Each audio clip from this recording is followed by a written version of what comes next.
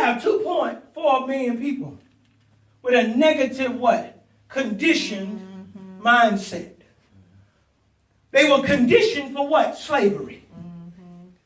After 430 years, Brother Chu, you got to see their conditioning. Do you see that? And so Caleb got up, Brother Chu, and Caleb had a different spirit. Caleb, he accepted, he interpreted all the miracles that was done as, my God ain't nothing to play with. Joshua said, you can test him if you want to. I seen what he did. 2 people out of 2.4 million people accepted God and said, my God, I interpreted his miracles, what he has done, the things that I seen with my eyes, the things that I heard with my ears, the things that I experienced, the food that I ate, it came from heaven. Amen. I interpret that as, you don't play with my God. Amen. All right.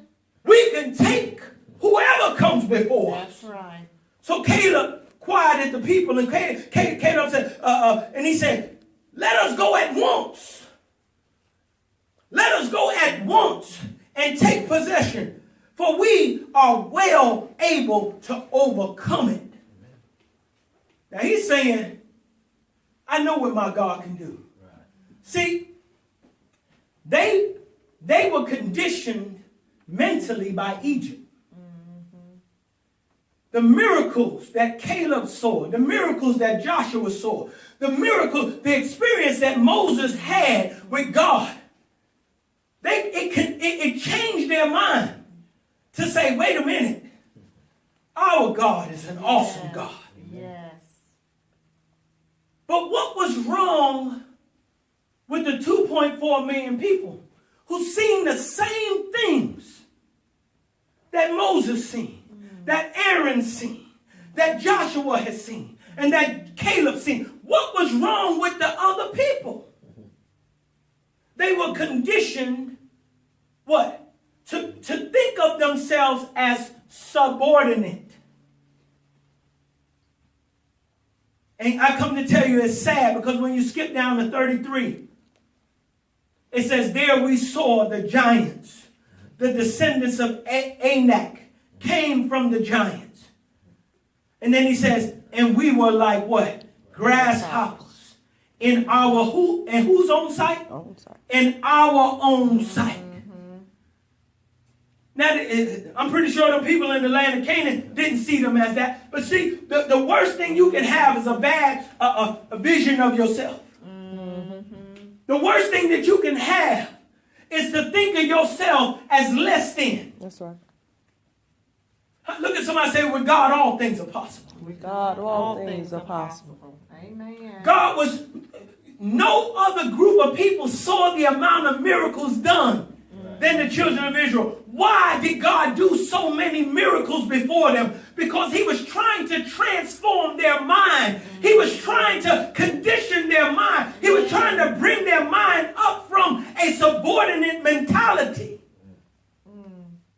thinking that they were less than, thinking that they were grasshoppers.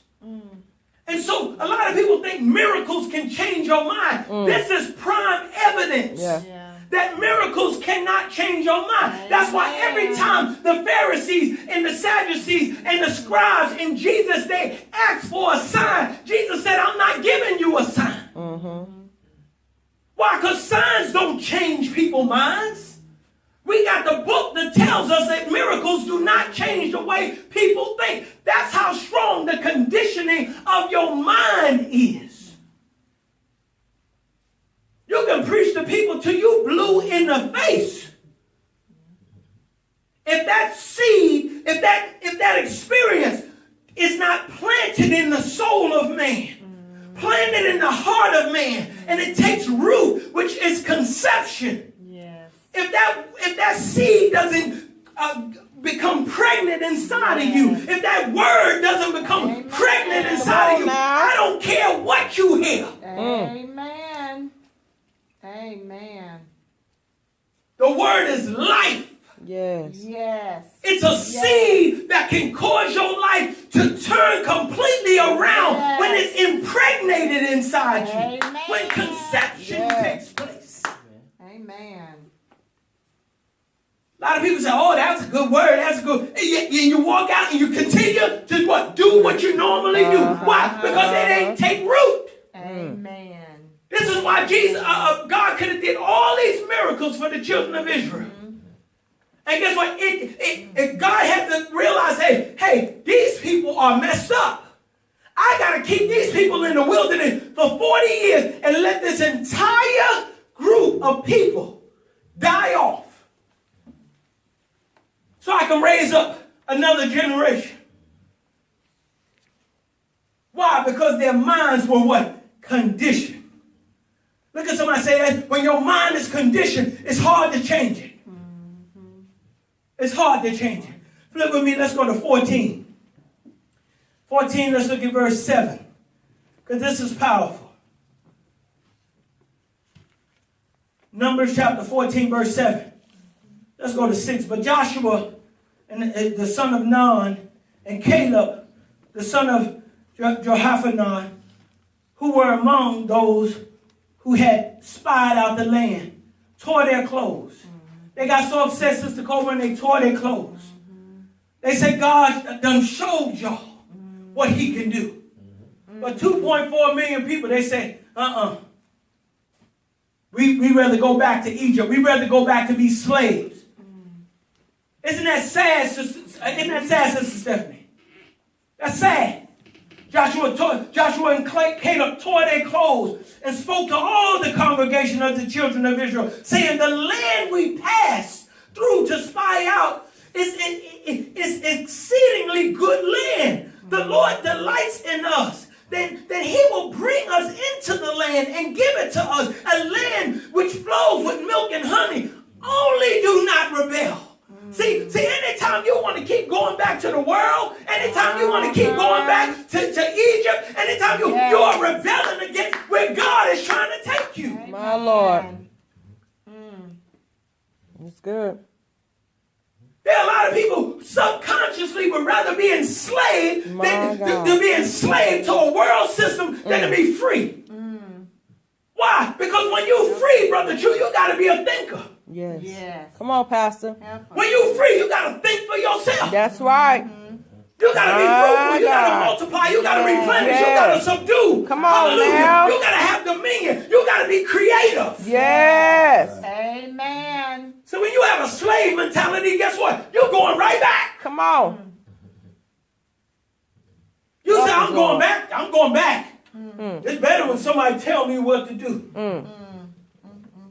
Where to go. When to work. When to take a break. That's a slave mentality.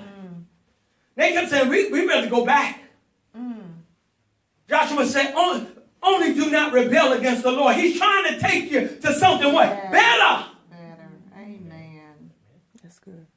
Only do not rebel against the Lord, nor fear the people of the land. For they are our bread. We can eat them up. Right. He says their protection has departed from them, and the Lord is with us.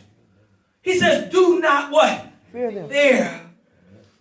I want you to see this congregation. I want you to see how messed up their minds were. I want you to see how conditioned their minds were to be slaves. He says, and all the congregation said to stone them with stones. Now the glory of the Lord appeared in the tabernacle of the meeting before all the children of Israel. Then the Lord said to Moses, that I want y'all to hear these words. Because this is, he's talking to their mentality. I done showed these people, listen to this part. How long? How long will these people reject me? How long will these people reject my way, Brother Chu? How long will these people not do what I showed them that I'm good? I showed them that I love them. I showed them that my way is the best way. How long will they continue to reject me? How long will they not believe me? with all the what? Signs which I have performed among them. He says, I will strike them down with the pestilence and disinherit them. And I will make me a nation greater and mightier than them. I want you to see this. See, the only thing that stops us from entering into the blessings of God is our thinking. The whole Bible, the whole battle is about your mind.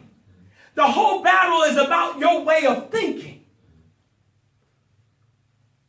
How many of y'all see this? He said, how long